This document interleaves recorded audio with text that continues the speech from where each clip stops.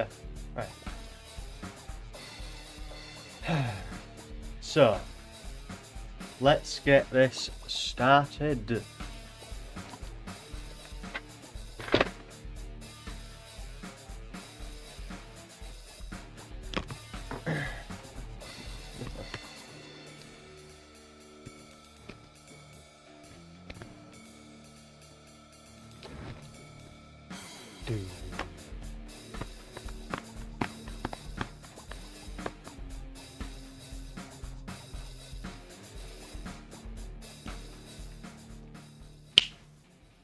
Right, no more record, that's good. So the way this is going to go is I'm going to be reading this book here. It's a wonderful little book. Let's go to chapter 1.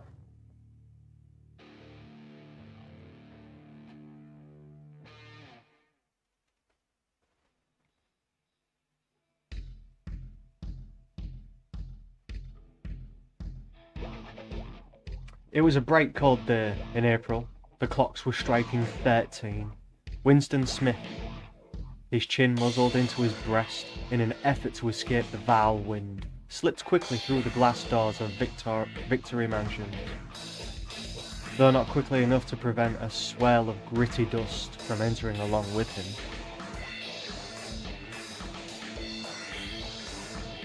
See, I think this is what I like about this kind of writing as well. What is that? 2 sentences? 3? It was a bright day in April and the clocks were striking 13. 1. Winston Smith, his chin muzzled into his breast in an effort to escape the vile wind, slipped quickly through the glass doors of Victory Mansion. Why am I trying to say Victoria? Though not quickly enough to prevent a swell of gritty dust from entering along with it. So you can imagine it already. He's gone through some glass doors, and as the door opens and he steps through, it just spins and moves along.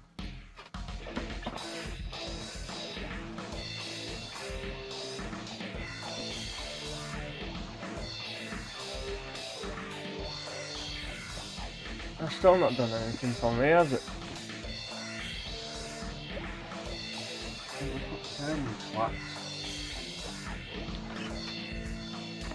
There we go, this is a little better. I can lean now.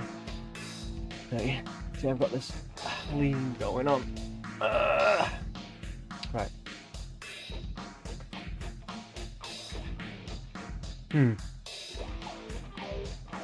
The hallway smelt of boiled cabbage and old rag mats. At one end of a coloured poster, too large for indoor display, had been tacked to the wall. It depicted simply an enormous face, more than a metre wide, the face of a man about 45, with heavy black moustache and ruggedly handsome features. Winston made for the stairs. It was no use trying the lift. Even at the best of times, it was seldom working, and at present the electric current was cut off during daylight hours, and it was part of the economy drive in preparation for Hate Week.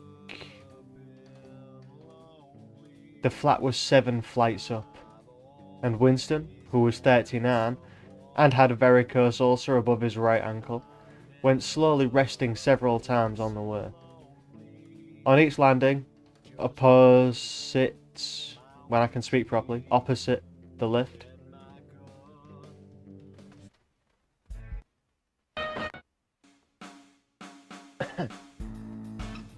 I knew something was putting me off. So, Stranger came to town. You know what? I can stop. I'm just gonna read. At the best of times it was, and at present the electric current was cut off during daylight hours. It was part of the economy. Varicose also above his right ankle. He went slowly, resting several times on the way, and each landing opposite the lift shaft. The poster with the enormous face gazed from the wall. It was one of those pictures which are so contrived that the eyes follow you about when you move. Big Brother is watching you. I wonder how true that is. The caption beneath it ran, "Inside the flat, a fruited..." Oh, sorry. That's what it says underneath the picture. and inside the flat, a fruity voice was reading out a list of fig Newtons. I'm sorry, I didn't have to say Newtons. Figures which had something to do with the production of pig iron. Now, it's one of the first mentions of something like pig iron. You've already had a couple of weird words in this. Remember, this book's written as if the world is written in that world. Does that make sense? It's not like it's written for us to perceive that world. It's written as if that world is real and we've got to adapt ourselves to it instead.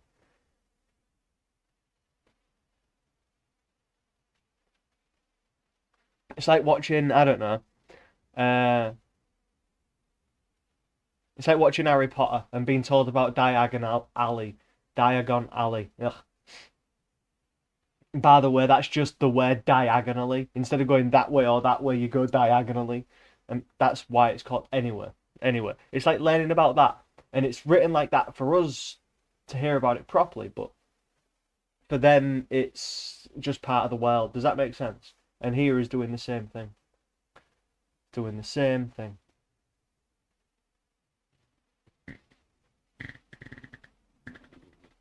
Excuse me. Before I do like that, because Big Brother is watching, let's give Big Brother a fucking middle finger, shall we? And drink ourselves into oblivion. I can spend another 6 or so quid. That should be fine.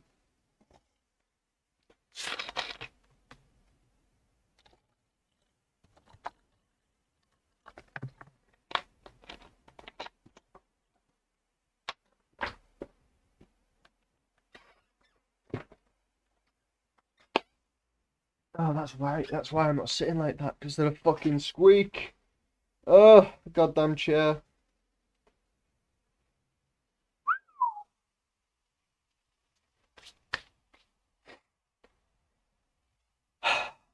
The voice came from an oblong metal plaque, like a dulled mirror which formed part of the surface of the right-hand wall.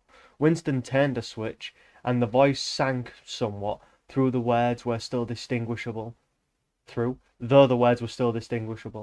An instrument, the telescreen it was called, could be dimmed, but there was no way of shutting it off completely. He moved over the window, a smallish, frail figure, the meagreness of his body merely emphasized by the blue overalls which were the uniform of the party. His hair was very fair, his face naturally sanguine, and his skin roughened by the coarse soap and blunt razor blades and the cold of the winter that had just ended. Outside, even though the shut window pane, the world looked cold. Down the street, little eddies of wind were whirling dust and torn paper into spirals. And though the sun was shining and the sky was a harsh blue, there seemed to be no colour in anything except the posters that were plastered everywhere. The black mustachioed face gazed down from every commanding corner. You see, now, that there, for me, I've had an encounter recently, and I've been using that word, because I like that word, mustachioed, and there was this guy being a complete prick, and I never insulted him. All I did was kept mentioning his fabulously thick, luscious mustache. And I just kept going, shut the fuck up, you mustachioed prick. And it's just this thick, massive broom handle mustache. It's just boom, boom. It's just this big square under his nose. And it's massive. And I just kept calling him, and he called me racist. And I'm like, are you kidding me? You've got to read 1984, mate. Because he was trying to take control over something he had no power of. And I was basically calling him this. I've never read this book, by the way. Never read the book. I know about the book. I know things and pieces and bits here and there. But other than that, no. I read a chapter of it a couple of days ago, and it sank. I was like, wow, that's good. And I got through the chapter, and it was like chapter 6 come up, and I was like, oh, let's read the whole thing. So here I am reading the whole thing.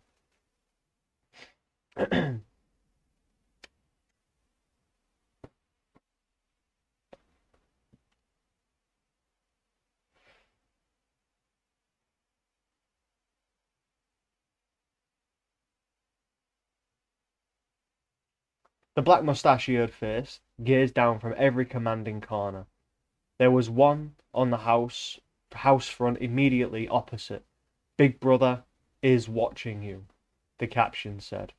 While the dark eyes looked deep into Winston's own, down at street level, the other poster torn at the corner, flapped fitfully in the wind, alternatively covering and uncovering the single word ing sock.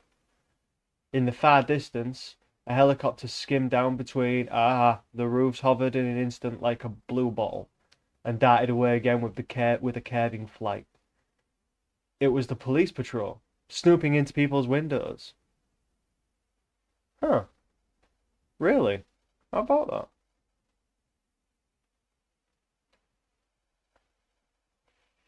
You could say that there's a lot of people these days who have been using their own windows, and the police have been looking at their windows. One could make the argument for that. And by the way, ingsoc,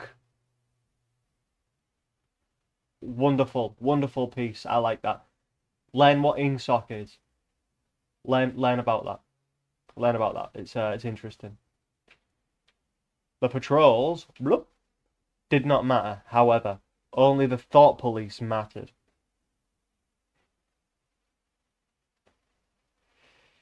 Oh, that's true. Behind Winston's back, the voice from the telescreen was still babbling away about pig iron and the overfulfillment of the NAND 3-year plan. The NAND 3-year plan. The fuck does that mean? I've tried 9 times and they keep failing. I mean, it could be that.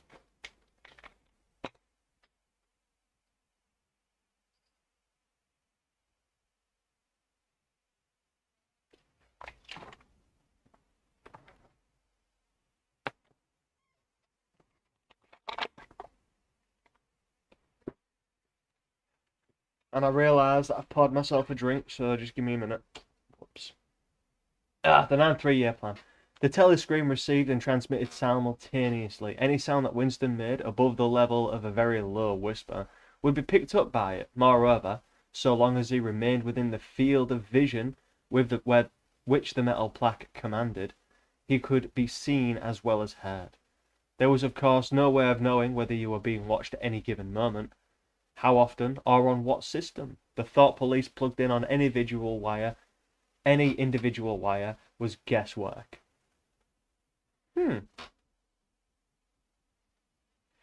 That's very, very reminiscent of the current situation we found ourselves in, don't you think? I believe so. I believe so. It was even conceivable that they watched everybody all the time. But at any rate, they could plug in your wire whenever they wanted to. You had to did live from habit that became instinct, in the assumption that every sound you made was overheard, and, except in darkness, every movement scrutinized. Winston kept his back turned to the telescreen. It was safer, though, as well as he knew, even the back can be revealing. A kilometre away from the Ministry of Truth, his place of work, towered vast and white above the grimy landscape. This, he thought, with a sort of vague distaste. This was London, chief city of Airstrip 1, itself the third most popular of the provinces of Oceania. He tried to squeeze out some childhood memory that should tell him whether London had always been quite like this, whether always these vistas of rotting 19th century houses, their sides shored up with bulks of timber, their windows patched with cardboard and their roofs with corrugated iron, their crazy garden walls sagging in all directions, and the bombed sites where the plaster dust swirled in the air and the willow herbs straggled over the heaps of rubble, and places sprung up On the places where bombs had cleared the larger patch, and there had sprung up sordid colonies of wooden dwellings, like chicken houses. But it was no use. He could not remember nothing remained of his childhood except a series of bright lit tableaux occurring against no background and mostly unintelligible. The Ministry of Truth, Mini True. Okay, I mean, we can go with that, right? You'd think.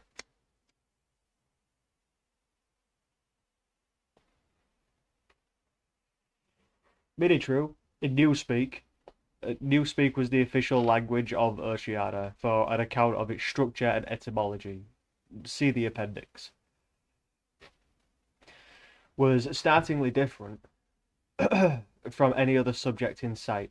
It was an enormous pyramidal structure of glittering white concrete, soaring up terrace after terrace, 300 meters into the air. From where Winston stood, it was just possible to read, picked out on its white face in elegant lettering, the three slogans of the party. War is peace.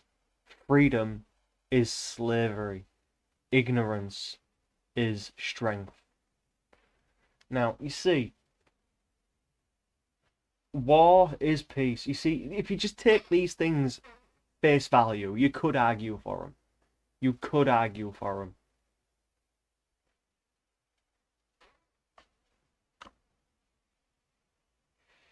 You see, with war being peace, it's the mutually assured destruction.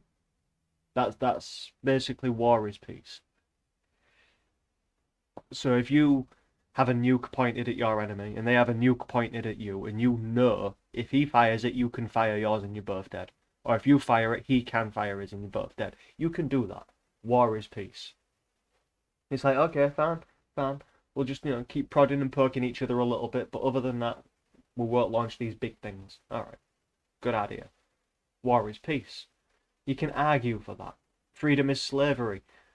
Unfortunately, there are a lot of American slaves who would profess slavery to be better. The fact that they're free means that they are more likely to perish. In their eyes, I guess. I would say freedom is slavery because, let's see if we can argue this. This is going to be difficult. I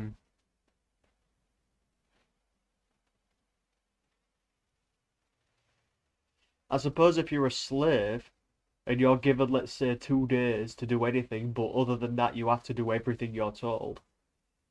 But then again, it's slavery, so there's none of that. I mean, you're free to think anything you want, and you're free to, play in your own mind. But if you do anything outside of your command that you're not supposed to do, that's slavery. No, I can't argue that. That one's difficult. Freedom is slavery. Can we argue that? Ignorance is strength. Now, I can argue that one for sure. Because knowledge, the people say knowledge is power. Knowledge isn't power. Knowledge is a stepping stone. With enough knowledge, you can rise to power, but you can't use knowledge to gain power. Does that make sense? It's, look at the best fighters, the best hunters, the best people in the world that do that. Whatever it is that makes them the best. These people didn't get there because they knew a special thing. They got there because they used a million little stepping stones, and then was like, wow, with all this knowledge, I can apply it to this one thing, and then suddenly I'm the best. As a guitarist, if a guitarist can tap, if a guitarist can use the guitar as drum, if they can fucking stretch far enough, if they know tons of scales and know exactly what, they can do lots of stuff. But knowledge does not mean that you can do it or you will do it. It means you can do it. So yeah, it doesn't mean you will do it. It means you can do it. Because there are a lot of people out there that know some things and they refuse to act on it. Refuse. Like you, with all the homeless people you see. Unfortunately, you play ignorant because that's your strength. If you start inviting homeless people to live with you, to get on their feet, to do right in the world, they might kill you, rob you, beat you, manipulate you, isolate you from your friends. They could twist your mind. These people could be anything. Are you really going to take that chance?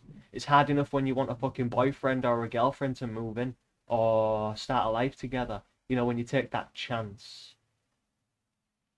Ignorance is strength. It really is. We play ignorant a lot. We all do. We all do. And we do it for very selfish reasons. Basically forcing people into a form of slavery in a fight that we don't want to take part in, but we have to anyway. Those three things, that's what we have to... Those three things are for ourselves. That isn't for countries or anything like that. These three things are for you and your neighbour. You have to fight your neighbour. You and your neighbour are fighting each other. If I can suspect my neighbour of something, I'm going to go tell him. I'm going to go grass on my neighbour. I'm going to be a rat and a snitch. And I'm going to tell somebody what my neighbour's doing, thinking, planning. Oh, wow. But then your neighbour can do the same to you. It's that mutually assured destruction thing again. And therefore you are both enslaved to each other to be extra for no reason other than I'm fucked if this person says anything, even if it's not true.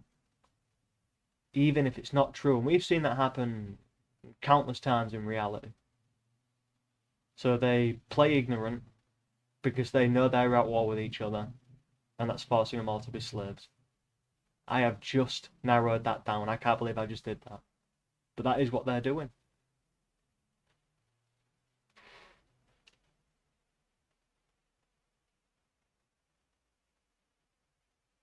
The Ministry of Truth contained, it was said, 3,000 rooms above ground level and corresponding ramifications below. Scattered about London, there were just 3 other buildings of similar appearance and size, so completely did they dwarf the surrounding architecture from that from the roof of Victory Mansions you could see. All 4 of them simultaneously. There were the homes of the 4 ministries between the entire apparatus of government was divided.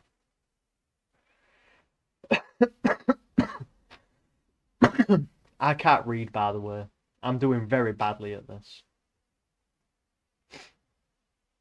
The Ministry of Truth, which concerned itself with news, entertainment, education and the fine arts. The Ministry of Peace, which concerned itself with war. The Ministry of Love, which maintained law and order, and the Ministry of Plenty, which was responsible for economic affairs. Their names in newspeak: Mini-True, Mini-Pax, Mini-Love and Mini-Plenty. The Ministry of Love was the really frightening one. There were no windows in it at all. Winston had never been inside the Ministry of Love, nor within the half-kilometre of it. It was a place impossible to enter except on official business, and then only by penetrating through a maze of barbed wire entanglements, steel doors, hidden machine gun nests. Even the streets leading up to its outer barriers were roamed by guerrilla-faced guards. Oh, there is a dash though. By guerrilla-faced guards in black uniforms, armed with jointed truncheons. Oh wow! So it's like a truncheon. It's like a very very short nunchuck. Ooh, interesting. Winston turned round abruptly. He had set his features into expression of quiet optimism, which it was advisable to wear when facing the telescreen. He crossed the room into the tiny kitchen by leaving the ministry. At this time of day, he had sacrificed his lunch in the canteen, and he was aware that there was no food in the kitchen except a hunk of dark-coloured bread, which he had got to be saved for tomorrow's breakfast. Oh no, that's terrible. He took down from the shelf a bottle of colourless liquid with a plain white label marked Victory Gin, and it gave off a sickly, oily smell, as of Chinese rice spirit. Ugh. Winston poured out nearly a teacupful. Ooh.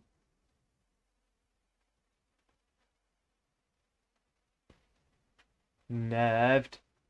himself for a shock and gulped it down like a dose of medicine. Instantly his face turned scarlet and the water ran out of his eyes.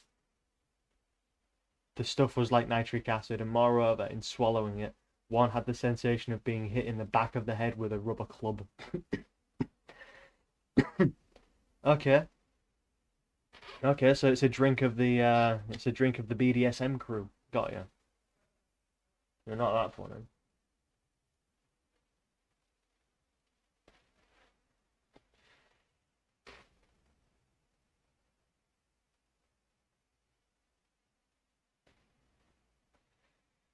The next moment, however, the burning in his belly died down and the world began to look more cheerful. He took a cigarette from a crumpled packet marked Victory Cigarettes and incautiously held it upright, whereupon the tobacco fell out on the floor. With the next, he was more successful. He went back to the living room and sat down at a small table that stood to the left of the telescreen. From the table drawer, he took out a pen holder, bottle of ink, and a thick, quarto-sized blank book with a red back and marbled cover. That's a lot of detail for a book, man. That's a bit much.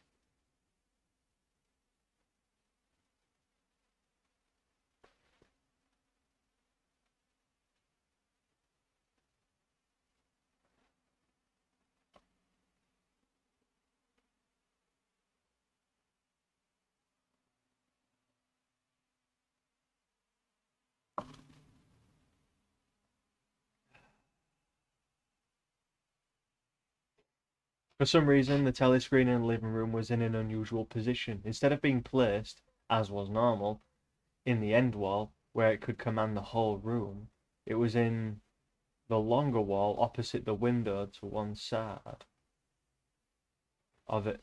To the window. To one side of it, there was a shallow alcove in which Winston was now sitting, and which, when the flats were built, had probably been intended to hold bookshelves. By sitting in the alcove and keeping well back, Winston was able to remain outside the range of the telescreen, so far as sight went.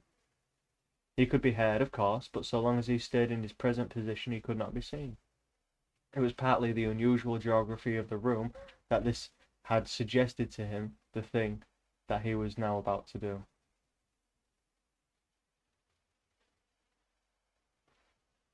But it had also been suggested by the book that he had in his hands, just taken out of the drawer. It was... Okay, I'll stop there for a second.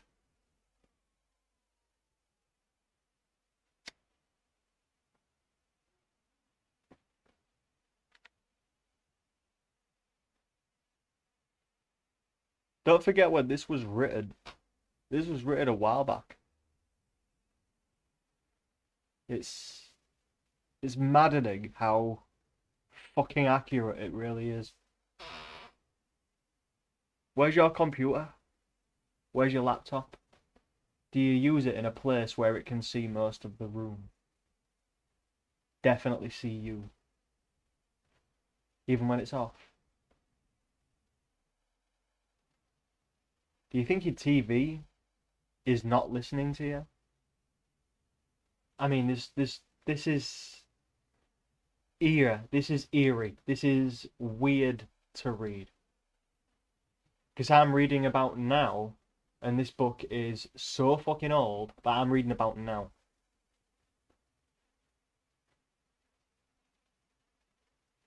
And a book that's not allowed to be read sometimes. It's concerning. It is quite concerning.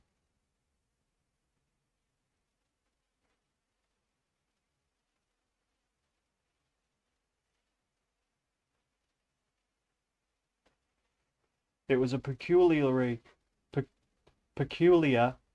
beautiful book. Its smooth, creamy paper, a little yellowed back, by age, was of a kind that had not been manufactured for at least 40 years past. He could guess, however, that the book was much older than that. He had seen it lying in the window of a Frowsway little junk shop in a slummy quarter of the town, where the quarter he did now not remember. Just what quarter he did not now remember. I'm basically reading this for myself. I do apologise. and he had been stricken immediately by an overwhelming desire to possess it. Party members were supposed not to go in ordinary shops. Dealing on the free market, it was called. Oh, okay.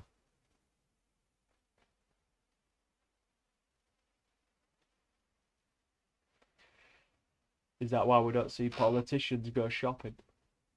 Is that why really famous people aren't shopping?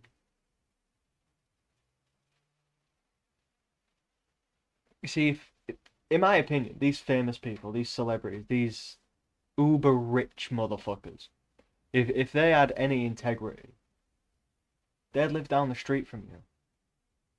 They'd live down the street from you, and they would go to the shops and not be able to get bread because it's been bought out. Everyone's already bought the bread, and now they don't have bread. Oh no, what a shame. And now they have to go on. If they can't live like a real person and they have to have a massive house, ooh, and security. No. Celebrities, yeah, if you live anywhere where people could care about you, live in a street. Live somewhere that people can see you. Go to the shops, be normal. Be normal. If someone doesn't like your movie, just say to them, look, I didn't write the movie, I was asked to be in it. If they didn't like your TV show, your book reading, whatever it was, just be normal. You don't need a big house. You don't need to be secluded from everybody. That's the problem with money. You seclude yourself from the world that you was given from that money. That money was given from. English much. See, I've paid celebrities money by buying their shit. By buying their movies, cinema tickets, shit like that. I've helped pay them. Helped. You know, I've bought merchandise, as it were. And these people have so much fucking cash. You might be giving me money, but I don't want to be anywhere near you. Thanks. Why don't anyone else see the disgusting nature of those people? You see, when I see what these folks do when they do separate themselves, and they are high up, and they refuse to come down a little bit. There's a newsreader that everyone in my country truly enjoys, and he lives near me. I've stood in line with the guy. He's just a dude. He's just a dude. No one gives a fuck what he says on the news. Not personally. They care what the news is, but what he says, nah, they don't give a shit. They see him in the same shop, carrying the same bread, thinking the same things just in general. He's just a dude. And yet all these celebrities hide away. We don't get to see him and meet him, and yet it's astonishing when you're nearby. Yeah, because you live in one of the most opulent, fantastical places in the world, and you're poor there by comparison. And yet you say, oh, look, it's Brad. Oh, look at that. Oh, look at that, it's George. Oh, look at that. What are these people to you? These people are nothing to you. It's a guy that you've seen who did a film. That is it. I think that's why Sarah McKellen did theatre again, mostly, because it's a much more enriching experience for him and the audience. They're there, they can see him. Then he leaves. Then they'll see him at the shop, buying cigs, sweets, chewy, whatever. Oh, dude, we've just been to your play. That was great. Thanks very much, man. Thought you did a great job. Nice one. Thank you. Thank you for coming to the show. Have yourself a good night. That's it. That's all you need. But they don't have that. They'd rather seclude themselves. Oh yeah, I'm off to a rich people's party. Yeah, but you're all the same. You're all secluded and empty and absent. If you can't deal with us, we should not be giving you money. But we're dumb. We're really fucking dumb. And we'll give you the money. Just give us stuff and we'll give you the money. It's unfortunately like that. Yeah. It's amazing what kind of thoughts these books bring up in it. But the rule was not strictly kept because there was various things such as shoelaces and razor blades, which it was impossible to get a hold of in any other way. He had given a quick glance up and down the street, and then he had slipped inside and bought the book for $2.50. At the time, he was not conscious of wanting it for any particular purpose. He had carried it guiltily home in his briefcase. Even with nothing written in it, it was a compromising possession. The thing that he was about to do was to open a diary. This was not illegal. Nothing was illegal since there was no longer any laws. But if detected, it was reasonably certain it would be punished by death, or at least by 25 years in a forced labour camp. Winston fitted a nib into the pen holder and sucked it to get the grease off. The pen was an archaic instrument, seldom used even for signatures, and he had procured one. Furtively, and with some difficulty, simply because of a feeling that the beautiful creamy paper deserved to be written on with a real nib instead of being scratched with an ink pencil. Actually, he was not used to writing by hand, apart from very short notes. It was usual to dictate everything excuse me, into the speakwrite, which was of course impossible for his present purpose. He dipped the pen into the ink and then faltered for just a second.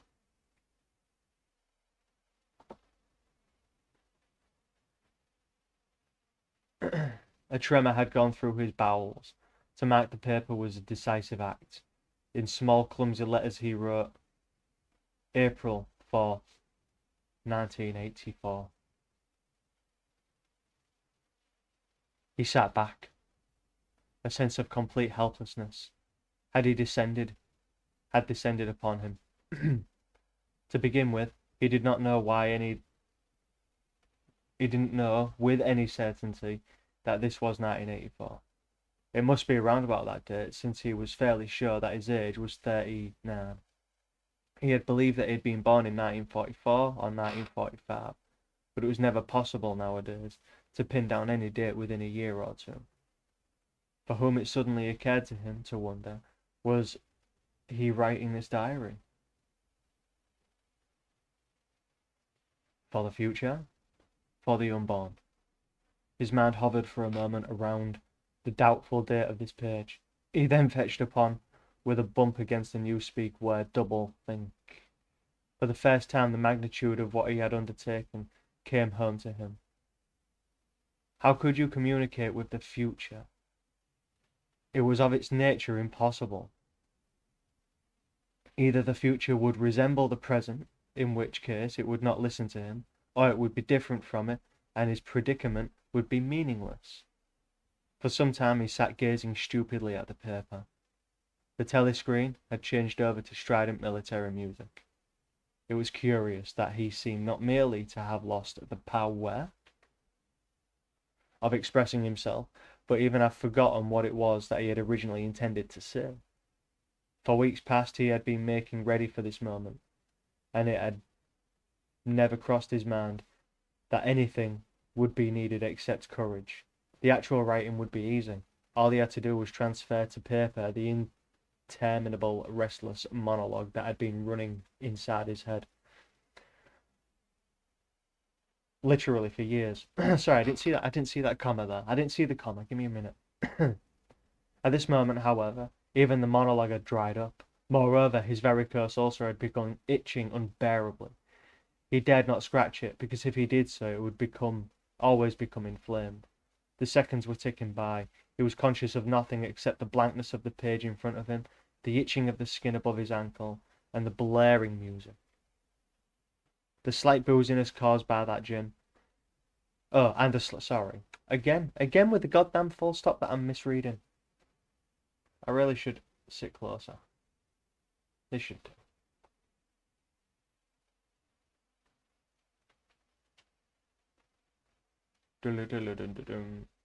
Suddenly he began writing in sheer panic, only imperfectly aware of what he was setting down. I did read that right. Whew. His small but childish handwriting straggled up and down the page, shedding first its capital letters and finally even its full stops. April 14th, 1984.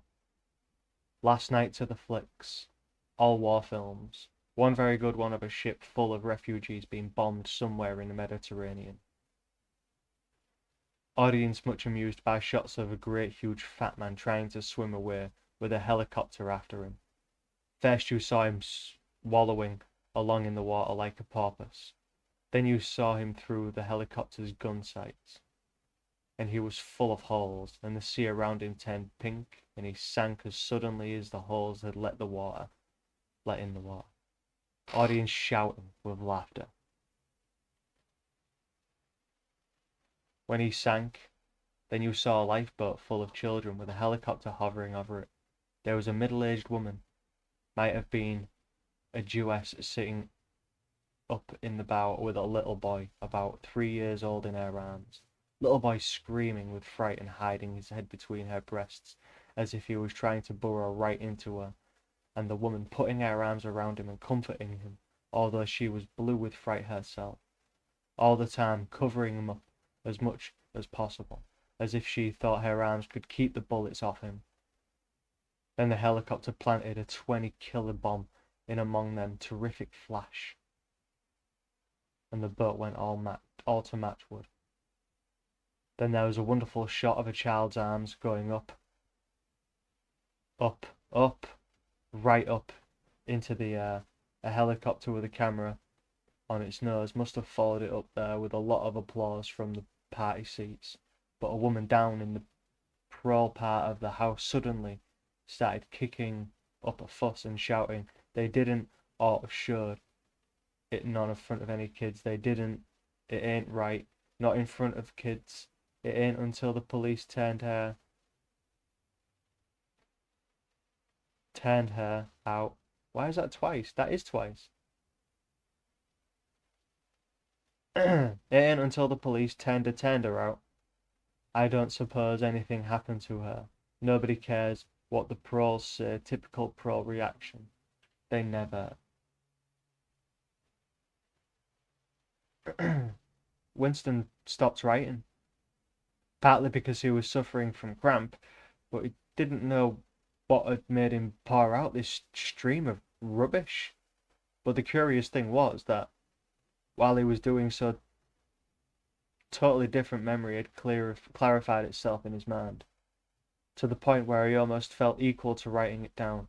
It was, he now realized, because of this other incident that he had suddenly decided to come home and begin the diary today. It had happened that morning at the ministry, if anything so nebulous could be said to happen. It was nearly 1100, and in the records department where Winston worked, they were dragging the chairs out of the cubicles and grouping them in the centre of the hall opposite the big telescreen, in preparation for the 2 minutes hits. Winston was just taking his place in one of the middle rows when two people from who he knew by sight but had never spoken to came unexpectedly into the room. One of them was a girl whom he had often passed in the corridors. He did not know her name, but he knew that she worked in the fiction department, presumably, since he had sometimes seen her with oily hands and carrying a spanner. She had some mechanical job on one of the novel-writing machines. Excuse me.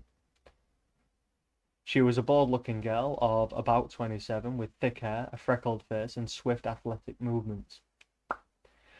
A narrow scarlet sash, emblem of the Junior Anti-Sex League, was wound several times around the waist of her overalls, just tightly enough to bring out the shapeliness of her hips.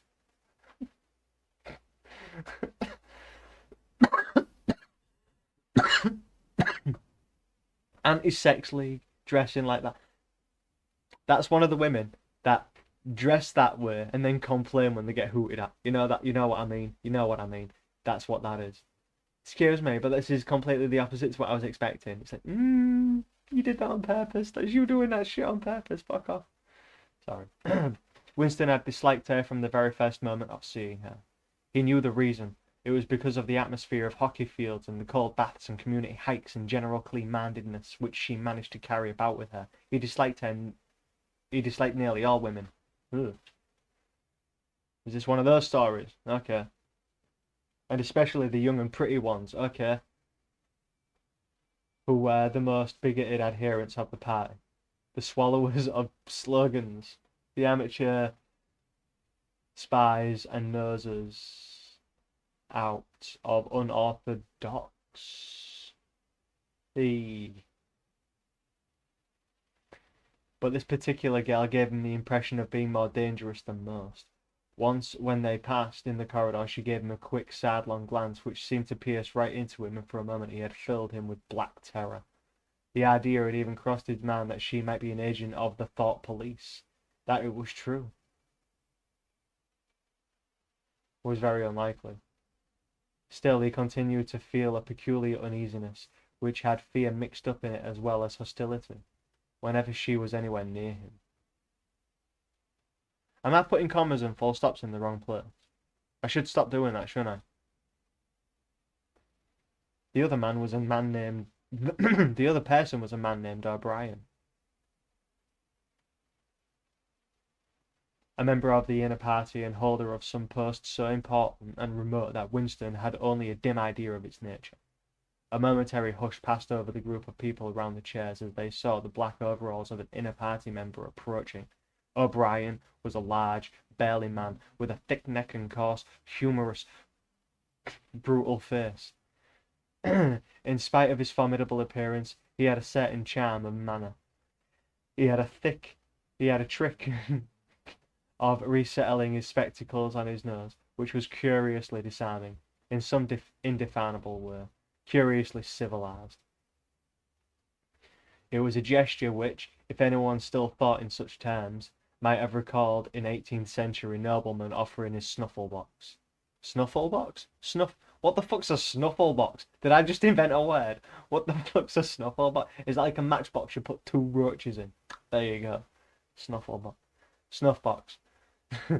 Winston had seen O'Brien perhaps a dozen times in almost as many years. He felt deeply drawn to him, and not solely because he was intrigued by a contrast between O'Brien's urban manner and his prize-fighter's physique. Much more it was because of his secretly held belief, or perhaps not even a belief, merely a hope, that O'Brien's political orthodoxy was not perfect. I'll stop there, because when I go to the next page I can read that bit. Fucking nose is dripping, man.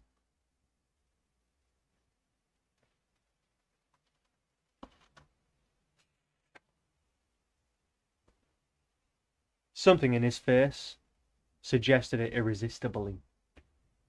And again, perhaps it was not even unorthodoxy that was written in his face, but simply intelligence. But at any rate, he had the appearance of being a person that you could talk to if somehow you could cheat the telescreen and get him alone.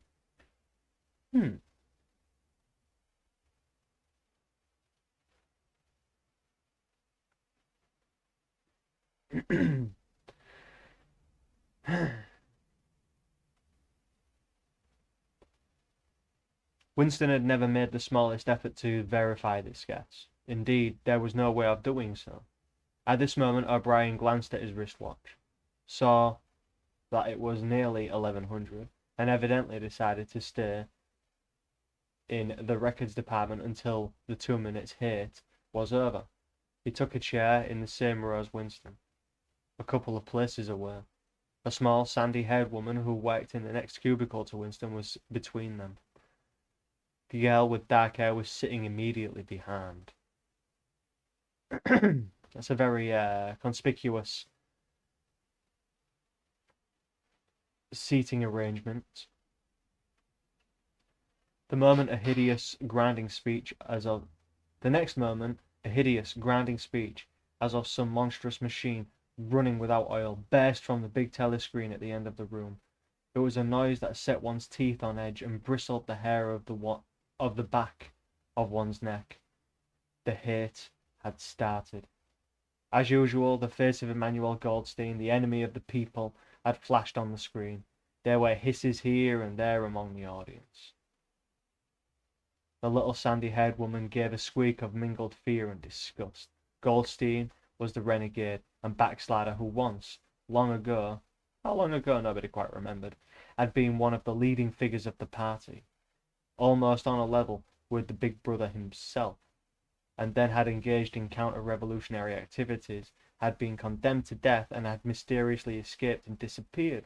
The programs of the 2 Minutes hit varied from day to day, but there was none in which Goldstein was not the principal figure. He was the primal traitor, the earliest defiler of the party's purity. All subsequent crimes against the party, all treacheries, acts of sabotages, heresies, deviations, sprang directly out of his teachings. Somewhere or other, he was still alive and hatching his conspiracies, perhaps somewhere beyond the sea, under the protection of his foreign paymasters, perhaps even so, it was occasionally rumoured, in some hiding places in Oceania itself. Winston's diaphragm was constricted. He could never see the face of Goldstein without a painful mixture of emotions. It was a lean, Jewish face, with a great fuzzy aureole of white hair and small goatee beard. A clever face, and yet somehow inherently despicable, with a kind of senile silliness in the long thin nose, near the end of which a pair of spectacles was perched. It resembled the face of a sheep, and the voice, too, had a sheep-like quality. Goldstein was delivering his usual venomous attack upon the doctrines of the party, an attack so exaggerated and perverse that the child should have been able to see through it, and yet just plausible enough to fill one with an alarmed feeling of other people. That other people, less level-headed than oneself, might be taken in by it. It was abusing Big Brother. He was abusing Big Brother. He was denouncing the dictatorship of the party. He was demanding the immediate conclusion of peace with Eurasia. He was advocating freedom of speech, freedom of the press, the freedom of assembly, the freedom of thought.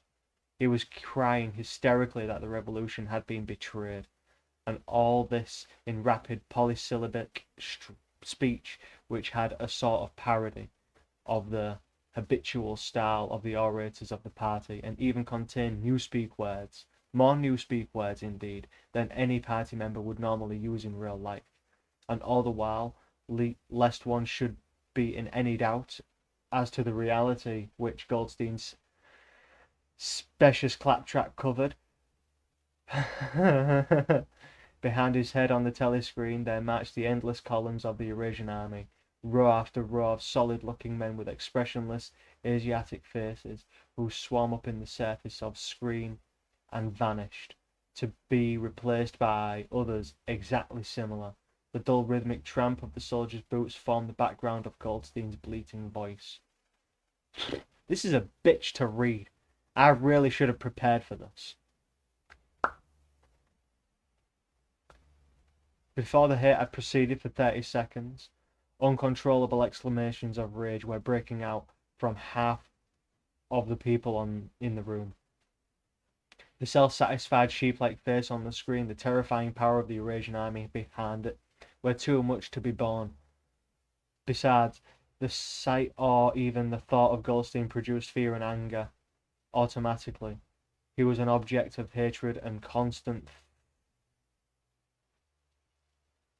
more constant than either Eurasia or East Asia, since when Oceania was at war with one of these powers, it was generally at peace with the other. But that was strange. What was strange was that although Goldstein was hated and despised by everybody, although every day, 1,000 times a day, on platforms, on the telescreen, in newspapers, in books, his theories were refuted, smashed, ridiculed, held up to the general gaze of the pitiful rubbish that they were. In spite of all this, his influence never seemed to grow less. Always there were fresh dupes waiting to be seduced by him. A day never passed when spies and saboteurs acting under his directions were not unmasked. by the thought police. He was commander of a vast shadowy army in an underground network of conspirators dedicated to the overthrow of the state. The Brotherhood, its name was supposed to be. There was also whispers, stories of a terrible book, compendium of all the heresies, of which Goldstein was the author and which circulated clandestinely here and there. It was a book without a title. People referred to it, if at all, simply as the book. But one knew of such things only through vague rumours. Neither the Brotherhood nor the book was subject to that any ordinary party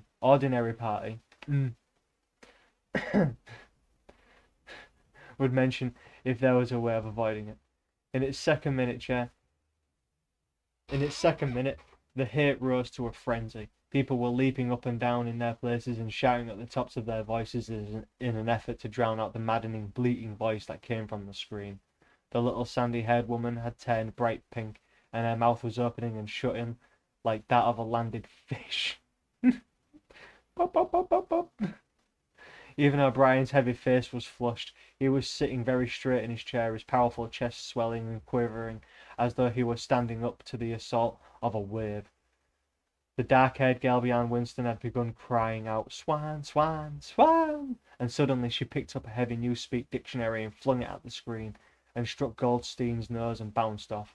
The voice continued inexorably.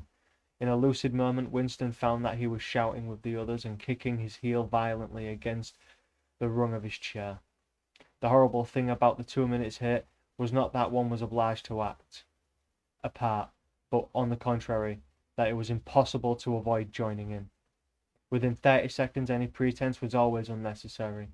A hideous ecstasy of fear and vindictiveness, a desire to kill, to torture, to smash faces with a sledgehammer, seemed to flow through the whole group of people like an electric current, turning one, even against one's will, into a grimacing, screaming lunatic. And yet the rage that one felt was an abstract, undirected emotion which could be switched from one object to another like a flame of a blow lamp. Thus, at one moment, Winston's hatred was not turned against Goldstein at all, but on the contrary against Big Brother, the party, and the thought police, and at such moments his heart went out to the lonely, derided heretic on the screen, sole guardian of truth and sanity in a world of lies. And yet, the very next instant he was at one with the people about him, and all that was said of Goldstein seemed to him to be true. At moments, his secret loathing of Big Brother changed into adoration, and Big Brother seemed to tower up, an invincible, fearless protector, standing like a rock against the hordes of Asia, and Goldstein, in spite of his isolation, his helplessness, and the doubt that hung about his very existence, seemed like another sinister enchanter, capable, by the mere power of his voice, of wrecking the structure of civilization.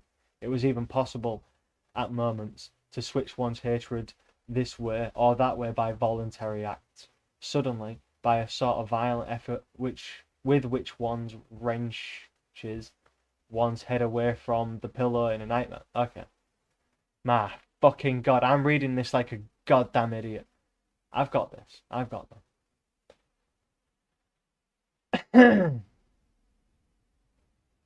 Suddenly, by the sort of violent effort with which one wrenches one's head away from a pillow in a nightmare, Winston succeeded in transferring his hatred from the face on the screen to the dark-haired girl behind him. Vivid, beautiful hallucinations flashed through his mind. He would flog her to death with a rubber truncheon. He would tie her naked to a stake and shoot her full of arrows like St. Sebastian. He would ravish her and cut her throat at the moment of climax. Better than before. Moreover, he realised why it was that he hated her. He hated her because she was young and pretty and sexless, because he wanted to go to bed with her and would never do so, because round her sweet, supple waist, which seemed to ask you to encircle her with your arm, there was only the audacious scarlet sash, aggressive symbol of chastity. Told you something was up with him. Told you, I knew there was something off with him. I'm like, fuck off, mate. You're looking at that and you're telling me you're not. Give me a break. If it's wrapped around her and it's just making it look... No, sorry. there's something wrong with you. It's because you can't have it. That's what it is. I knew it. The hate rose to its climax. The voice of Goldstein had become an actual sheep's bleat, and for an instant the face changed into that of a sheep. Then the sheep's face melted into a figure of Eurasian soldier who seemed to be advancing, huge and terrible, his submachine gun roaring and seeming to spring out of the surface of the screen, so that some of the people in the front row actually flinched backwards in their seats, but in the same moment drawing a deep sigh of relief from everybody. A hostile figure melted into the face of Big Brother, black-haired, black-mustachioed, full of power and mysterious calm, and so vast that it almost filled up the screen. Nobody heard what Big Brother was saying. It was merely a few words of encouragement, the sort of words that are uttered in the din of battle, not distinguishable individually, but restoring confidence by the fact of being spoken. Then the face of Big Brother faded away again, and instead the three slogans of the party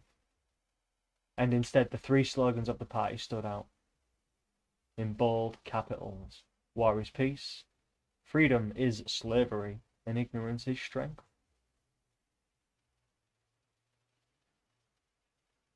But the face of Big Brother seemed to persist for several seconds on the screen, as though the impact of it had made in everyone's eyeballs was too vivid to wear off immediately.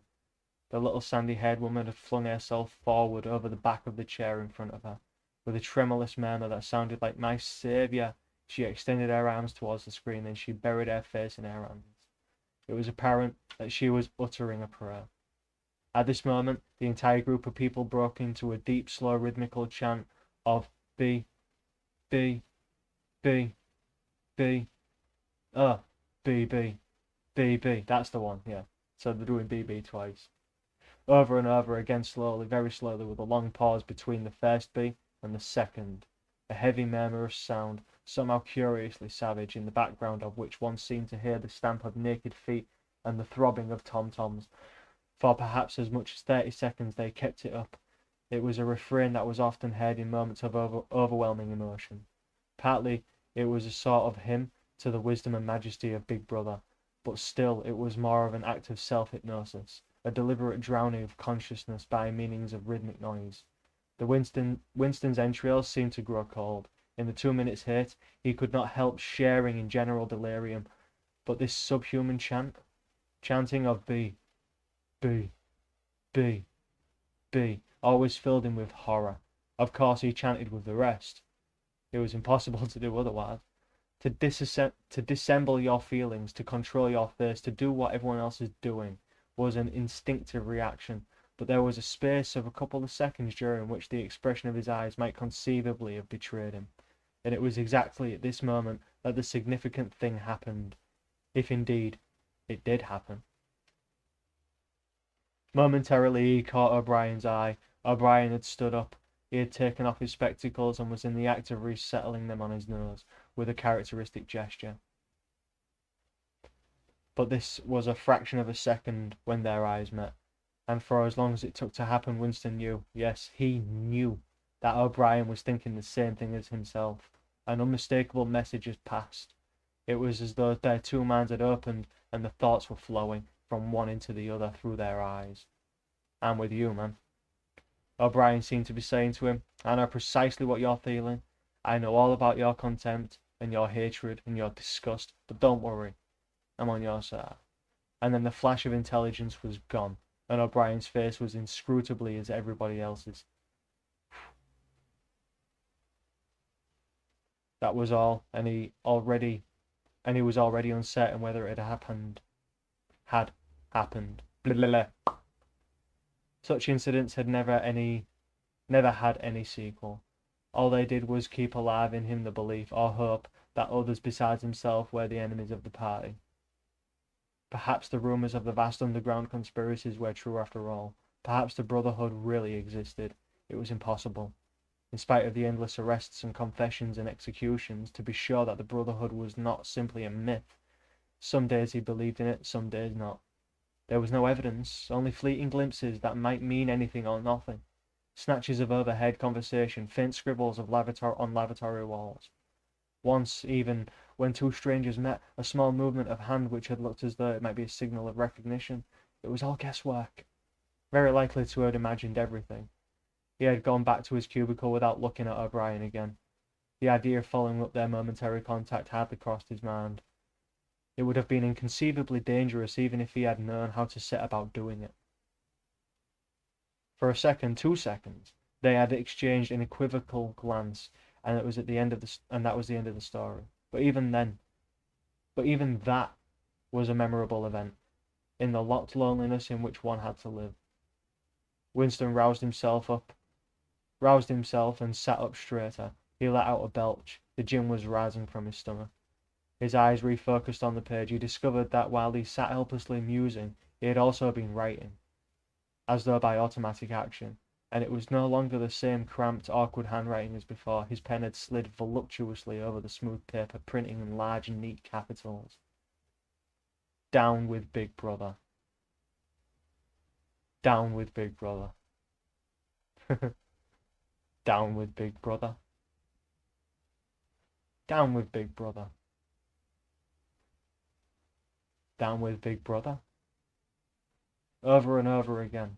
Filling half the page, he could not help feeling a twinge of panic. It was absurd, since the writing of those particular words was not more dangerous than the initial act of opening the diary, but for a moment he was tempted to tear out the spoiled pages and abandon the enterprise altogether. He did not do so, however, because he knew that it was useless. Whether he wrote Down with Big Brother, or whether he refrained from writing it, made no difference. Whether he went on with the diary or whether he did not go on with it, made no difference. The thought police would get him just the same. He had committed, would still have committed, and even if he had never set pen to paper, the essential crime contained all the others in itself. Thought crime, they called it. Thought crime was not a thing that could be concealed forever. You might dodge successfully for a while, but even for years, but sooner or later, they were bound to get you. It was always at night. The arrests invariably happened at night. The sudden jerk out of sleep and rough hands shaking your shoulder, the lights glaring in your eyes, the ring of hard faces round the bed. In vast majority of cases there was no trial, no report of arrest. People simply disappeared. Always during the night. Your name was removed from registers. Every record of everything you ever done was wiped out. Your one-time existence was denied and then forgotten. You were abolished, annihilated, vaporized was the usual word. For a moment, he was seized by a kind of hysteria. He began writing in a hurried, untidily scrawl.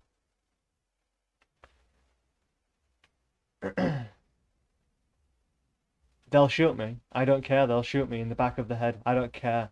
Down with Big Brother. They always shoot you in the back of the neck and I don't care. Down with Big Brother. He sat in the back of his chair, slightly ashamed of himself, and laid down the pen. The next moment he started violently. There was a knocking at the door. Huh? Already?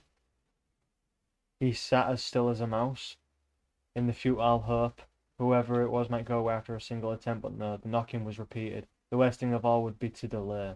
His heart was thumping like a drum, but his face, from long habit, was probably expressionless. He got up and moved heavily towards the door. Shit, there's someone there. Who? Shit, there's someone there.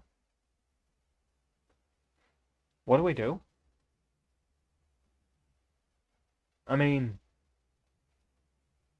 if you was in that position, so you've just been at a hate rally designed to be hateful, and as you're leaving, you get a book from a shop you're not supposed to be in, and everybody knows that they can just tell on you, and you're not supposed to be in that shop, maybe to get laces and other little bits and bobs, but nothing like a book, and he gets a book. Let's say you get a book. You're not allowed to think, act, speak, or move differently to other people. Then you get this book, and you go home. You're lucky. You have a small little alcove in your house where the cameras can't see. So you hide in that little alcove and you're writing in the book. You already know having the book you're fucked anyway. If they realise you've got this book, you're fucked. So writing in it does nothing to you. Then you start writing in it, and you realise you just kind of drift off, and you start writing in it, and you realise you're writing. Fuck the system. Fuck Big Brother. Down with Big Brother. You're writing that. Then as soon as you put the book down, someone's knocking at your door. What are you gonna do? And by the way, I fully expect this to be the guy from the rally, the one he exchanged the glance with. That's what I expect. Ooh, chapter 2. Ooh. Okay, let's start. As he put his hand to the doorknob, Winston saw that he had left the diary open on the table. Down with Big Brother was written all over it, in letters almost big enough to be legible across the room. It was an inconceivably stupid thing to have done, but he realised even in his panic he had not wanted to smudge the creamy paper by shutting the book while the ink was wet. He drew in his breath and opened the door. Instantly a warm wave of relief flowed through him. A colourless, crushed-looking woman with a wispy hair and lined face was standing outside. "Oh, comrade," she began in a dreary, whining sort of voice. "I thought I heard you come in. Do you think you could come across and have a look at our kitchen sink? It's got blocked up," and it was Mrs. Parsons, the wife of the neighbour on the same floor. Mrs. was a word somewhat discountenanced by the party. You were supposed to call everyone comrade, but with some women, once you used it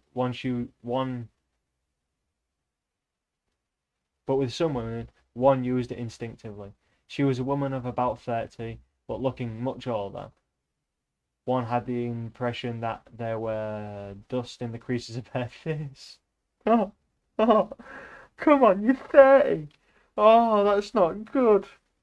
Oh, wow. Winston followed her down the passage. The amateur repair jobs were an almost daily irritation. Victory mansions were old flats, built in 1930 or thereabouts, and were falling to pieces. The plaster flaked constantly from ceilings and walls, and the pipes burst in every hard frost. The roof leaked whenever there was snow. The heating system was usually running at half steam when it was not closed down altogether from the motives of economy. Repairs, except what you could do for yourself, had to be sanctioned by remote committees which were liable to hold up even the mending of a window pane for 2 years. "Of course it's only because Tom isn't home," said Mrs. Parsons vaguely. The Parsons flat was bigger than Winston's and dingy in a different way. Everything had a battered, trampled-on look, and as though the place had been visited by some large, violent animal. Huh. Games, impedimenta, hockey sticks, boxing gloves, a burst football, a pair of sweaty shorts turned inside out lay all over the floor, and on the table there was a litter of dirty dishes and dog-eared exercise books. On the walls were scarlet banners of the Youth League and Spies. A full-size poster of Big Brother. There was a usual boiled cabbage smell. I have a feeling these... No, never mind. Common to the whole building, but it was shot through by a sharper reek of sweat, which one knew at the first sniff, though it was hard to say how. Was the sweat of some person not present in the moment? In another room, someone with a comb, a piece of toilet paper, excuse me, and a piece of toilet paper was trying to keep tune with the military music, which was still issuing from the telescreen. "It's children," said Mrs. Parsons, casting a half-apprehensive glance at the door. "They have been out today, and of course, she had a habit of breaking off her sentences in the middle. Well, thank you. You see, I could have left it there, and it could have been like me, but it's not. It was there. Thank you." The kitchen sink was full nearly to the brim with filthy greenish water, which smelt worse than ever of cabbage. Winston knelt down and examined the angle joint of the pipe. He hated using his hands. He hated bending down, which was always liable to start him coughing. Mrs. Parsons looked on helplessly.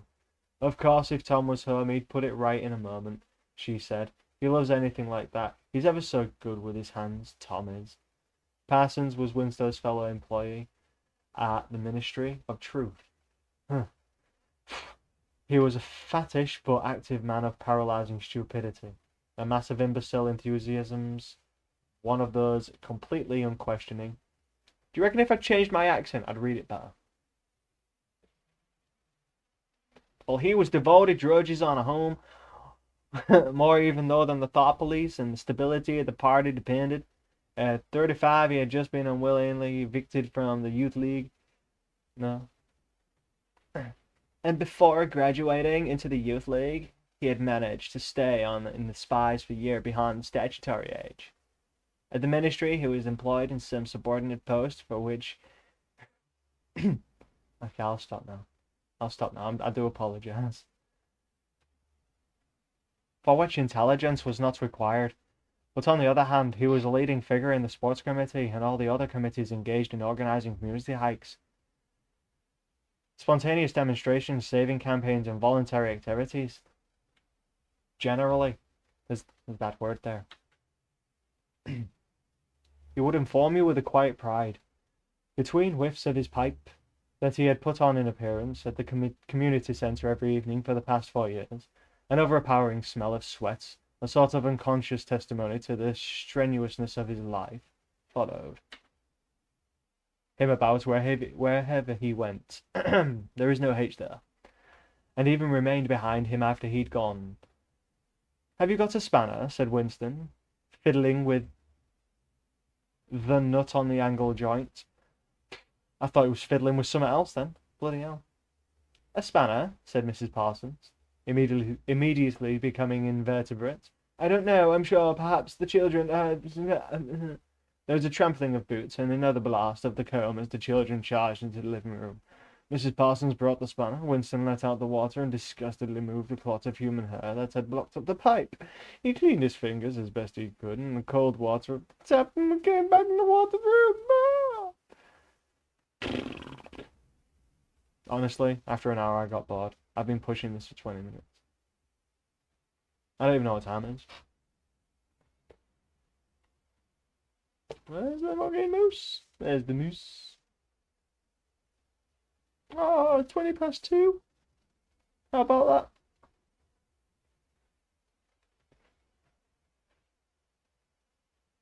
You know what? I'm going to read the chapter that enthralled me. Because this chapter blew my fucking mind.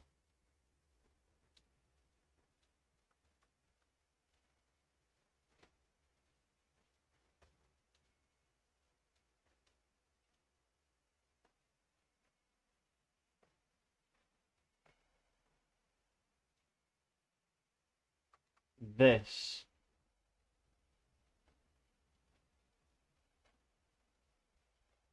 Oh, the windowless building. Oh, wow. That's what that was. That makes sense. Okay.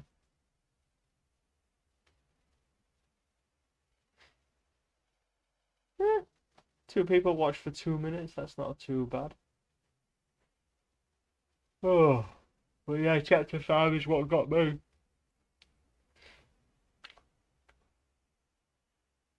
Just Google the PDF for 1984. You'll find it.